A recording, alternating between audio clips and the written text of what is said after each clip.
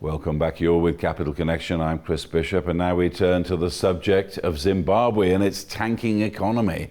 We're going to discuss it. We'll go live to Harare, speaking to Zimbabwean advocate Fadzayi Mahere, and also in the studio here we'll have advocate Chadya Tapiwa Diamond. Welcome to you both. Starting off with you, Fadzayi, in Harare. I mean, this situation is changing by the hour. What exactly is happening on the ground in Harare right now?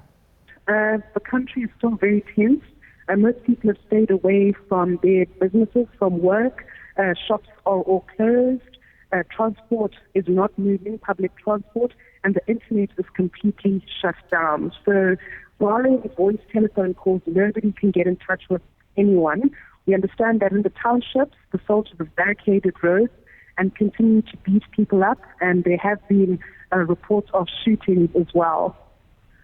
And meanwhile, there's no internet, we understand. There were reports this morning that Strive Masiyiwa, the billionaire, he was instructed by the government to shut down the internet on pain of imprisonment.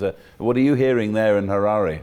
Well, everything is shut down. Like, I can't use any internet, WhatsApp, Facebook, Twitter, Google, anything that requires any sort of internet connectivity, including commercial transactions, banking, anything that requires the internet is offline at the moment. So if you're communicating, you're only able to communicate via text message or voice call, and even then, the network's been extremely difficult. So communication's been hampered severely, which we obviously know is unconstitutional because we do have a right to access and spread information in terms of our constitution. Well, sadly, it seems to be happening more and more often across this continent during elections and what have you. Yes. Come to advocate Chadya Tapiwa Diamond in the studio. What is happening to your country? It is complete madness what is happening in Zimbabwe. But I believe, probably I could say, whatever is happening in Zimbabwe is like a pizza. It comes in a box, it is cycle, and it gets eaten in triangles. We are talking about the Bermuda Triangle in Zimbabwe. We have seen the government of the day that they have increased, as soon as they came in, like recently they came and they increased tax for the people of Zimbabwe. And then recently, with their statutory instrument, when the president came, the president for that matter, it could have been the finance minister who comes and addressed that. But what then they did is that they put an increase on fuel to give an impression that they is there to have a balance on how fuel is being sold in the country. But that is just to benefit those in the government at least, because they are the ones who have got garages, their own garages, so it's for their own benefit. If you look at the increase in petrol, the increase in the diesel, it's about more than 68% of that increase, which still goes into the government coffers. It tells you the government is just doing this to benefit itself. Meanwhile, speaking about government, President Emerson Mnangagwa, he's in Russia as we speak, and he's going to Davos next week with his own private jet. It must be very expensive. He's renting it out at about $7,000 an hour, and he's paying about $3 million according to the reports, just for that jet alone. Let alone the ill political situation in the country. They have failed to have an economic turnaround of the country. Remember when he went to Davos, he said Zimbabwe is open for business. He had a scarf around his neck, marketing the country. He did that, but that lip service that he was doing has not manifested into anything in reality. The economy is going down. There's an economical crisis, there's a political crisis, there's a leadership crisis, and the people of Zimbabwe are still suffering to date. And he has a huge task to prove at Davos that whatever he was saying then, to say Zimbabwe is open for business and it's going to be a different person from Mugabe, he's got a huge task to prove that to the whole international community. We go back to Harare now and Fadzayi Mahere. It's throwing around in the headlines here at the moment. A lot of people saying the Zimbabwe economy is crumbling. It makes for good headlines. But you tell us on the ground, you're a business person up there. What are the symptoms, 3 symptoms you see that convinces you that the economy is crumbling? Okay, the clear signs that the economy is crumbling are, first of all, inflation.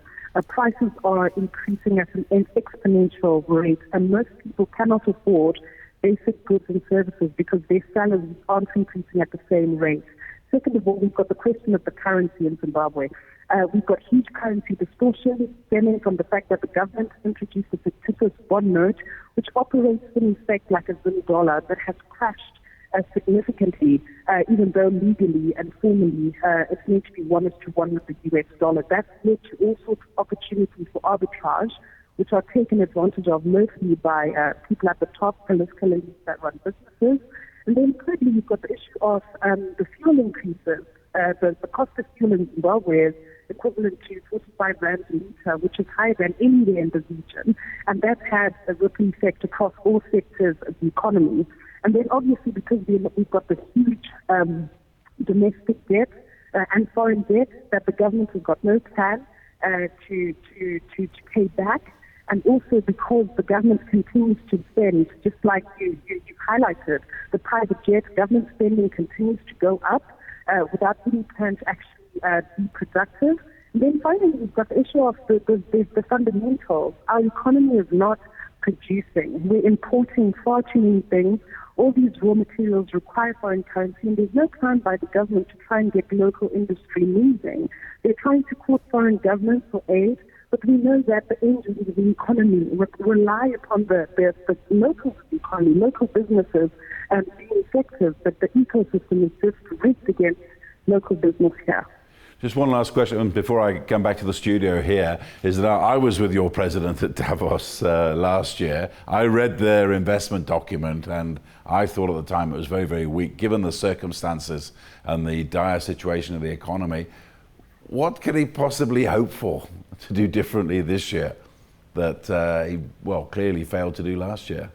Well, that's precisely the point. It's very difficult to see what new message he has to send to international investors. And something has to be said for the fact that very little has been reaped in terms of benefits from his foreign trips, the last Davos trip and others included. There were obviously lots of reports back about mega deals having been signed, but there are no signs of it in the economy. That money simply has not come. Those investment commitments, if they did exist, have simply not been honored.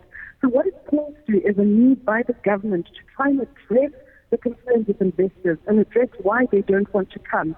Chief among those include the political situation and the ecosystem, which make it very difficult for the investors to come. And then you've got the shootings and the lack of democratic space, which obviously makes this an unstable environment to do business in. You just had a stay away that lasted 3 days. You've got currency distortions. And one cannot blame international investors for not coming, given those conditions. And before he goes on additional foreign trips, wasting money on them, he needs to address those urgently. That's a clear signal, I think, that we can get from the lack of any follow-up from the last Davos trip. Because if I come back to you, Advocate Diamond, in the studio here, I mean, everyone said when Mugabe took over in 2017, he was just new wine in old bottles. And this whole thing about traveling the world, I mean, I remember in President Mugabe's day, people used to call him Vasco da Gama. Yes. And I did a story once about how many days he spent out the country. He spent like 2/3 of the year out. And when I took it to the foreign ministry, he said, oh no, he doesn't travel enough because people need to see him. Robert Mugabe was a permanent resident of the skies, and he was the president of the skies as well. Look, Emmerson Mnangagwa has always been Mugabe's second right-hand man. But there's been something that the people of Zimbabwe have been saying in terms of violence. I believe with the current state of affairs to say that Robert Mugabe was not as violent as Emmerson Mnangagwa. Mugabe would try and do other things, but he would not unleash terror to the same extent that Emmerson Mnangagwa is doing. To see that they've got, the current government has got no clue whatsoever in the political, social, and economic front of the country. If we look at the numbers don't lie. Zimbabwe currently is using about 15% in terms of expenditure. 15% of the GDP is just going on expenditure. That's where it is now. And it has got a ballooned government employees in the country. So what the government needs to do, probably in terms of moving forward, but obviously these solutions, they lie within the opposition parties. We have heard what the opposition party people have been saying in terms of turning around the economic, political, and social situation of Zimbabwe around. First and foremost, I think it is vital for the government to cut its expenditure, to restructure the budget, cut the expenditure, reduce the number of employees, government employees, the ones who have been made redundant. For example, you could speak and sit down with them and say, we can pay you, probably give them a salary of about maybe 2 years salary or 1.5 years salary for them to, and you tell them, we are going to give you all your money. When you get all that money, then you can vacate that job.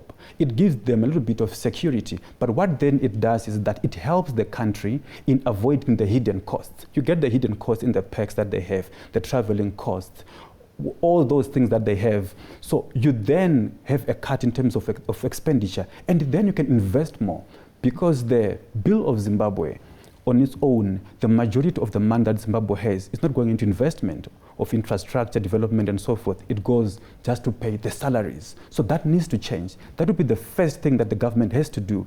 But obviously, what they've been doing now is that the government wants the people of Zimbabwe to keep on paying more and more, taking from the people who do not have the money and pay for its ZANU-PF bigwigs who are no longer in government, but who are working from the Shek building. And that needs to change.